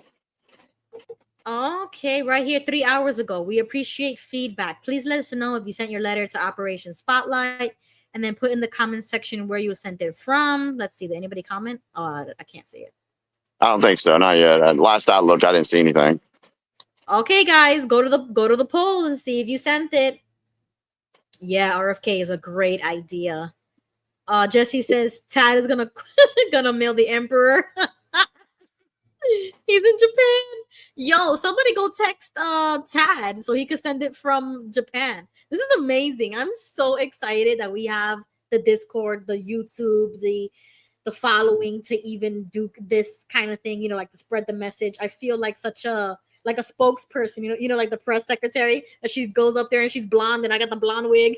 Yeah. We're like the same age. She's like 27, I'm 28, and I'm like, I'm just the JW version, the ex-JW version of being of the secretary. you know what the inside joke Monica has for me and Shelly in our little chat? She calls us the XJWQ. Yeah, definitely. XJWQ. Because there is a little bit of strategy to this, with the name, how we're using a playbook against. I mean, there's a little bit of strategy to this. And I like it. I mean, I love it. It's creative, and it's something that we've never done before. But the mission has been done before. It's not like nobody has sent a letter to the president before. You can do that. Like, be more active in your community. Send it to your congressman, your governor, your senator. This is what we should be doing. Hell, your mayor. Send it to your mayor. The mayor, yes. And maybe the sheriff of your county. Okay, now you're talking. I think I'm going to be printing like 20 of these. I mean, it can literally go anywhere. I mean, that letter right there, if somebody, like when I woke up on December 4th of 2018, and the first thing I saw was a letter like that, I'd have been like, WTF.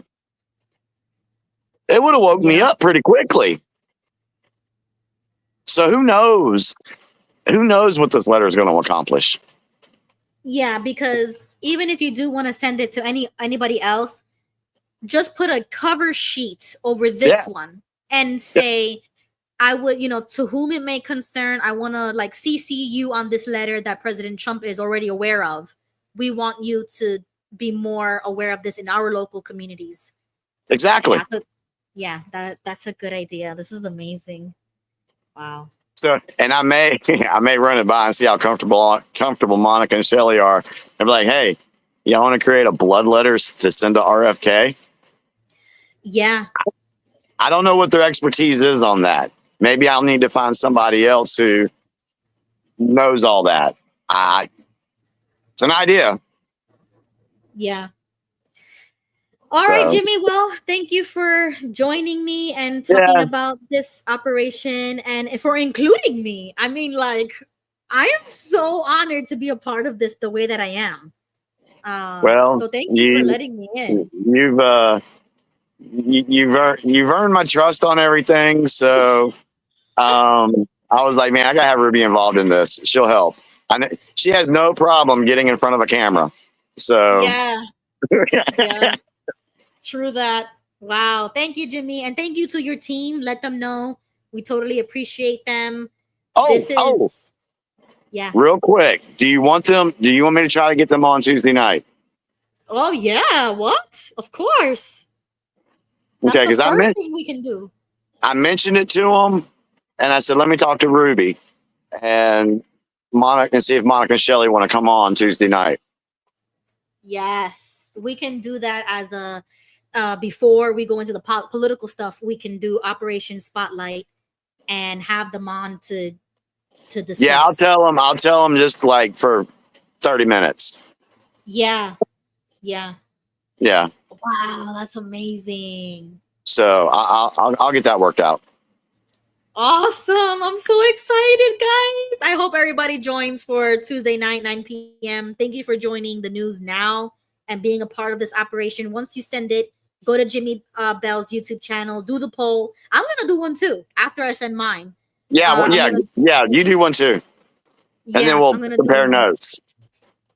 Yep. A couple of people already texted me on X that they did send theirs already.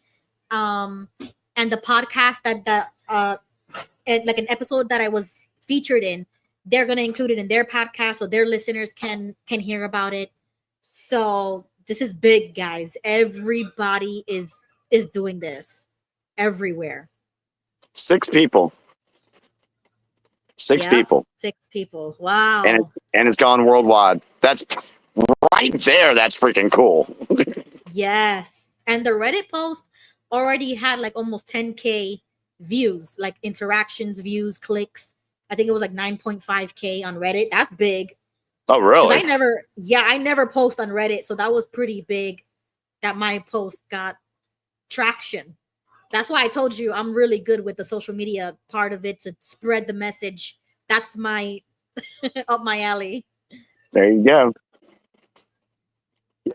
I'm also interested in I was just about to say, like, maybe we can also get a reporter, a local reporter for our local news, like the Tampa Bay Times or somebody like a journalist. I'm sure you can. I mean, I was trying to think of some. I was actually thinking about that. I sent James O'Keefe a DM on X, but I don't think I'll get a response. So I'm going to go find their emails and send them an email and just say, hey, you know, I was trying to think of some big name journalists out there, some that I could maybe trust. James O'Keefe, he hasn't given me no bad vibes yet. Catherine Harrod, she's busy in Gitmo right now, reporting at Gitmo. Yeah, that's a whole nother story. But I'm trying to think of somebody I could send it to. But yeah, your local reporters, you never know. This thing could go anywhere. Yeah. Okay. I'm going to look into it, see if my local newspaper can do it, a journalist, or email a journalist and let them know this campaign has started. Mail it to some Kingdom Halls. Who's that? Mail it to some Kingdom Halls. Oh, Kingdom Halls. Oh, I thought you said somebody's name. Yo, that's a good idea. I'm laughing, but it's actually kind of a good idea. Yeah. That is a good idea. Like, and headquarters too. Be like, bitches, we on to you. Yeah. Ay, Jimmy. Oh, sorry, I'm tired. I've been up since 5:45 this morning. I didn't get my nap today, so yeah, I'm a little tired. I get tired. I get giddy. Thank you, Jimmy, for hopping on. It's 11:38 Eastern time, so it's bedtime. Yeah. Night, girl. Good night, Jimmy. Night, everybody. Yes. If anybody wants to join me on Discord, we are going to be watching the new episode of Severance. I think this is season 2, episode 4, I believe. So you already know we're going to be streaming on Discord, HAW server. If there's any mods still left on the live, I know I always go so long on these lives. I'm so sorry, Vern. So sorry, everybody. Post the link to the Discord server. Join our server. We're gonna do TV show night, and I've been dying to watch this episode, so I'm gonna see you guys on Discord. Bye, everybody. See you on Tuesday, 9 p.m. Bye.